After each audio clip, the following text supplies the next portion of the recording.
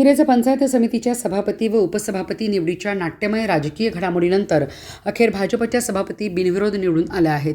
या पार्श्वभूमीवर मल्लेवाडी येथे पंचायत समितीच्या नवनिर्वाचित सभापती, उपसभापती तसेच मल्लेवाडी विकास सोसायटीच्या नवनिर्वाचित चेअरमन व व्हाईस चेअरमन यांचा भव्य सत्कार समारंभाचे आयोजन करण्यात आले. या कार्यक्रमाला मोठ्या संख्येने ग्रामस्थ, कार्यकर्ते आणि विविध क्षेत्रातील मान्यवर उपस्थित होते.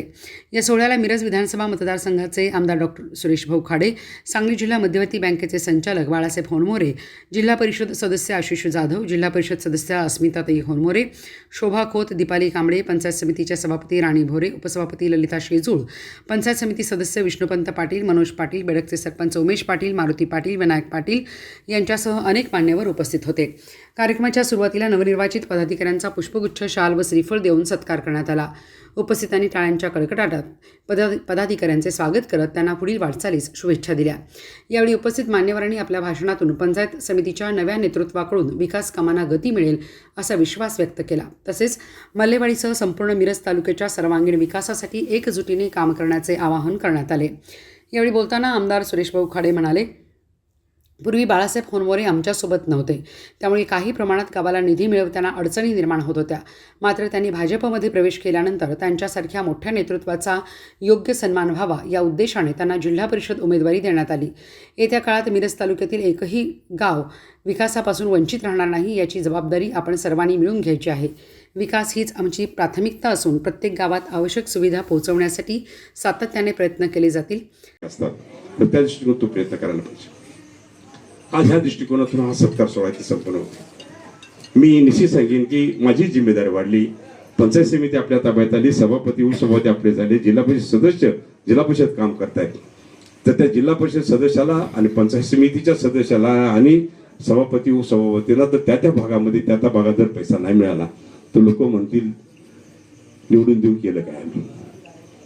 ती परिस्थिती येऊ नये त्यासाठी तुमचा एक आमदार म्हणून त्यांच्या पाठीशी मी ठाम उभा राहणार आहे, एवढं लक्षात ठेवा.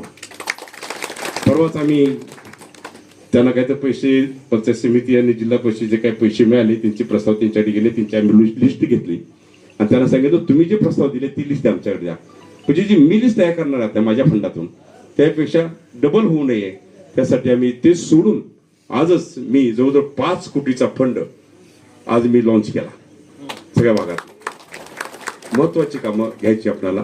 डीपीडीसीची कामं आता डीपीडीसीचे पैसे आता आपल्याला मिळाले तर ज्या मागण्या तुमच्या सगळ्या आतापर्यंत माझ्याकडे आल्या होत्या त्या सगळ्या संपून टाकायचा प्लॅन माझा चाललेला आहे.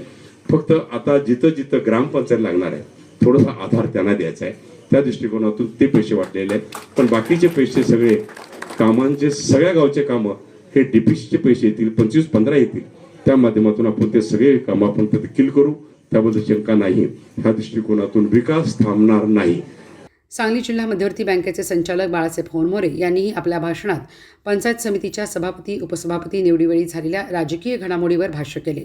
ते म्हणाले, सभापती, उपसभापती निवडीदरम्यान चुकीच्या पद्धतीने काही राजकारण करण्याचा प्रयत्न झाला होता. मात्र आमदार सुरेशभाऊ खाडे यांनी तो प्रयत्न हाणून पाडत योग्य नेतृत्वाची ताकद दाखवून दिली. राजकारणाला गालबोट लावण्याचा प्रयत्न करणाऱ्यांना त्यांनी योग्य उत्तर दिले आहे. पुढे बोलताना त्यांनी आमदार सुरेशभाऊ खाडे यांच्या विकास कामांचे कौतुक करत सांगितले, महाराष्ट्रात सर्वाधिक विकास निधी आणणाऱ्या नेत्यामध्ये सुरेशभाऊ खाडे यांचे नाव अग्रक्रमाने घेतले जाते. त्यांच्या नेतृत्वामुळे मिरज मतदारसंघात मोठ्या प्रमाणावर विकास कामे झाली असून भविष्यातही ही विकासाची गती कायम राहील असा मला विश्वास आहे.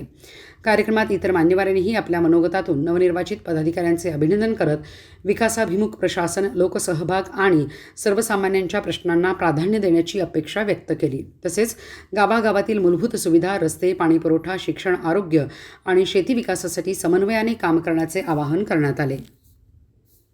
आजचा हा विकासाचे मुहूर्तमेढ भावने रोवलेला आहे. त्याला जास्त गती देण्याचं काम आत्ता भारतीय जनता पार्टीचे सभापती आणि उपसभापती करतायत. खरं तर मधल्या काळामध्ये काय घडामोडी झाल्या, कोण चुकीच्या पद्धतीने वागलं हे आपण सर्वांनी बघितलं आहे. पण भाऊंच्या विकासाच्या कामाचा जो गाढा अभ्यास, भाऊंची जिद्द आणि भाऊने एखादं काम हातात घेतलं की ते कोणत्याही परिस्थितीत यशस्वी केल्याशिवाय थांबत नाही, हा त्यांची ख्याती आहे. त्याच्यामध्ये आपला सभापती, उपसभापतीचं सुद्धा हे केलेले अडचण जे एक कोणीतरी कट कारस्थान केलं होतं आणि थोडंसं कुठेतरी विकासाला गालबोट लावण्याचा प्रयत्न केला, त्याला भाऊने मोडून काढलं. ह्याबद्दल पहिल्यांदा आपण सर्वांच्या वतीनं भाऊंचा टाळ्या वाजवून अभिनंदन करूया. आज भाऊ आणि सर्वच मंडळींना भाऊला एक अत्यंत आभार मानावेसे थोडे आहेत भाऊंचे, की भाऊ मिरज तालुक्यातली पंचायत समिती सभापती उपसभापती निवड तुम्ही चॅलेंज देऊन तुमच्या आपल्या ताब्यामध्ये घेतलात. चॅलेंज देऊन तुम्ही विकास करता. आज मिरज मतदारसंघ हा संपूर्ण विकास झालेला आहे, समस्यामुक्त होतोय. प्रत्येक गाव आणि गावामधले प्रत्येक वाडी आणि वाडीमधली प्रत्येक वस्ती तुम्हाला ओळखत नाही असे नाही, तुम्हाला तिथल्या गल्ली आणि बोळ सुद्धा माहीत आहे. मिरज शहर असो मिरज ग्रामीण असो, तुम्ही खूप छान